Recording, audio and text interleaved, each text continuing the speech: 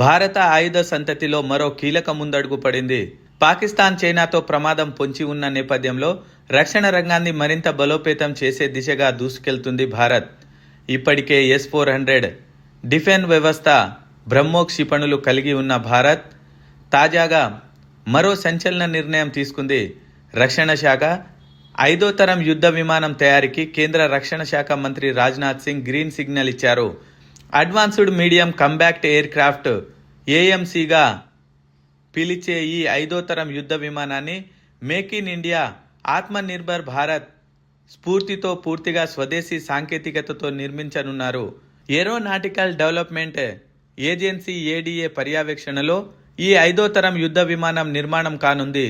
కొన్ని ప్రైవేట్ సంస్థలతో కలిసి రూపొందించనుంది. Advanced medium combat aircraft AMCA విధానం ద్వారా భారత్ 5వ తరం యుద్ధ విమానాలు కలిగిన దేశాల సరసన నిల్వనుంది. భారత వాయుసేనకు మరింత బలోపేతం చేయనుంది. ఎలాంటి వాతావరణ పరిస్థితిలోనైనా advanced medium combat aircraft AMCA పనిచేస్తుంది. Advanced medium combat aircraft AMCA 5వ తరం యుద్ధ విమానాలను 2035 నాటికి డెలివరీ చేస్తామని DRDO తెలిపింది. పూర్తి స్వదేశీ టెక్నాలజీతో వీటిని నిర్మించనున్నట్టు DRDO స్పష్టం చేసింది. ఈ ప్రాజెక్టు వ్యాయామం దాదాపు 15,000 కోట్లకు పైగా ఉంటుందని సమాచారం. గతేడాది ప్రధాని నరేంద్ర మోడీ నేతృత్వంలోని భద్రతా వ్యవహారాల కేబినెట్ కమిటీ ఈ ప్రాజెక్టుకు ఆమోదం తెలిపింది.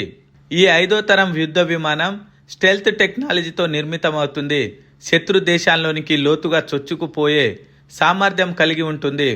తొలిసారిగా ఈ ఎయిర్ క్రాఫ్ట్ను ఏరో ఇండియా 2025 సమ్మిట్లో భారత్ ప్రపంచానికి చూపించింది.